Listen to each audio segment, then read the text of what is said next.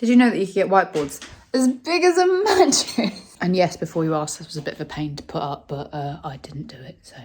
The plan is to get my 2026 goals put on this massive whiteboard, somewhat. It's just going to be off-putting if I put everything on there. Hard-fought lesson, I used an old dry wipe and it didn't go to plan. Feel free to imagine my husband going, no, in the background, because he did. Top tip though, if you do have any whiteboard stuff or even accidentally draw on a whiteboard with a permanent marker, you can actually get it off with a little bit of rubbing alcohol or hand sanitizer actually, which hopefully everybody still has available in their house. I say that semi-spitefully because as a person who is immunocompromised currently and has been around people who are just coughing like nobody's business, even though we've had the worst flu in ages, I know that that level of common sense isn't necessarily universal. Yes, I'm annoyed about it. Okay, just deal with it. Anyway, all this needed was a little bit of elbow grease. And I was showing that it was genuinely a dry wipe. I was not writing on impermanent marker. Anyway, I'm transposing what is kind of a combination from my 2026 goals of chores and home improvements onto the whiteboard. The whiteboard is not solely for my use. It is a family thing, but it's also in pole position for anybody who's moving around the house to keep these things front and center of mind. The risk, of course, is that it kind of becomes a piece of furniture and we don't actually look at it. But I figure it's in a position where we don't have to think about it all the time, whereas if it was over the bed, then we'd be like, oh God, we need to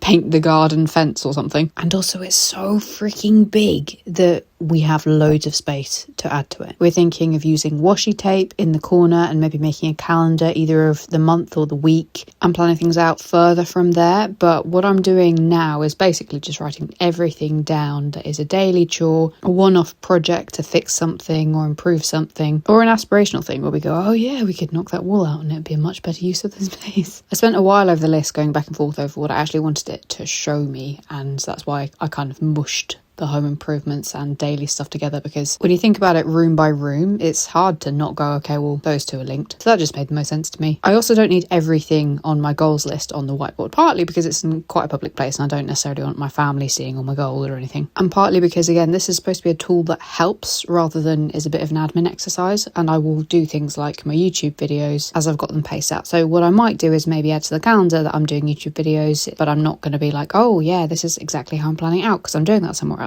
And again, this is a moving target, so it's a fantastic tool for us to actually just write things down, because sometimes that can really help. If you want to do something similar, you could easily do it on a piece of paper instead. It's just nice having a whiteboard. We already had a load of pens. And I don't know, we just had a big space on the wall and we were like, hey, let's have a whiteboard. We looked into the cost of getting like a really fancy one. So just like a sheet of, I don't know, Perspex or something. It was like 300 quid. Actually, no, I think it was more. I think it was like £1,000 or something ridiculous. I was like, yeah, I can't do that. I think we ended up spending just shy of £100 on this, and it's really, really big. But it came from the EU. It was like this rolled up magnetic, I don't know, whiteboard sheet thing, and it is totally peeling away at the paintwork, by the way. But the important thing is that we can draw on the walls. It's a bit of fun. We can always repair the paint. But I mean, you don't have to get a massive bit of whiteboard. You can get one of those smaller ones, or you can use your screen, or you can again use a piece of paper, whatever you want, whatever works for you. Let me know if this has inspired you to do something similar. The goal of this part of the exercise is to just commit to the micro detail rather than looking at the big picture. And this is not done, by the way. I mean, you can see how much of the whiteboard that I've actually filled up. It is really very much not done. Have a lovely day. See you tomorrow. Bye.